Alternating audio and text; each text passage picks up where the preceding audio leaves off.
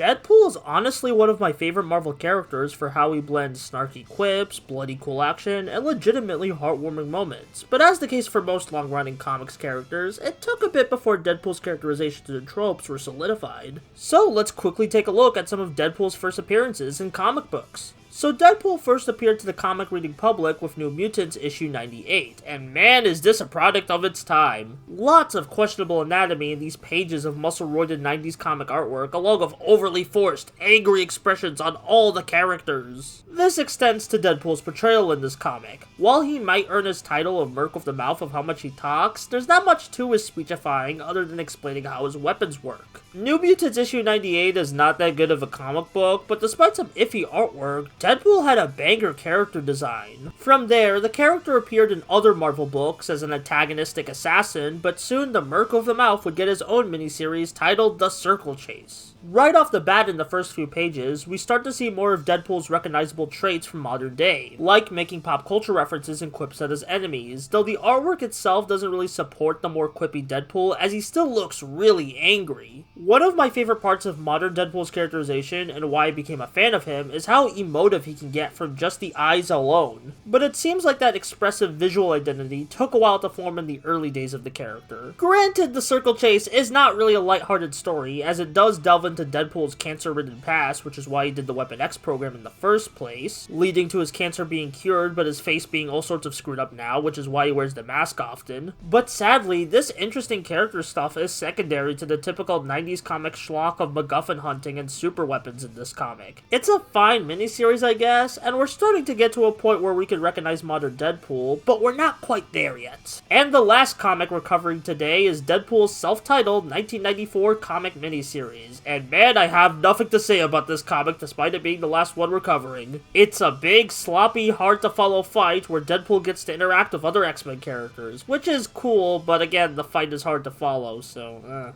And those are Deadpool's earliest appearances before he got a solo ongoing title in 1997 written by Joe Kelly, which tweaked the character to the superstar we know today. To be honest, I didn't really like these comics. They're just not my tempo compared to what I want from a Deadpool story or just a Marvel comic in general. But I do appreciate these comics for laying the groundwork for future successes. These first appearances from Deadpool can honestly teach us a really valuable lesson about how characters or creators might start off from rough beginnings, but if you keep at it, you'll find a valuable creative voice eventually, and then go back to your old work, cringe, and move on to the next exciting project. While I do think Deadpool's earliest appearances are forgettable slop that show some of the worst of the 90s in comics, it makes me happy knowing the character improved so drastically from here. So remember, you never fail until you stop trying.